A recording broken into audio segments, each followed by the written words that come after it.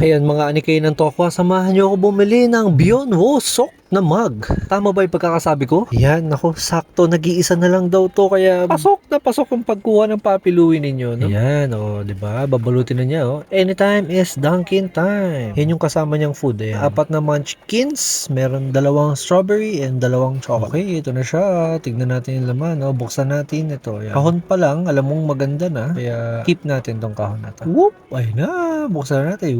Secured na secured. Meron pa siyang bubble wrap.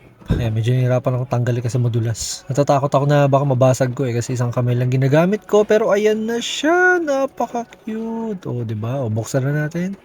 Tanggalin na natin ang bubble wrap and medyo mabigat pala siya, no? Yan. Diba? Beyond wasak.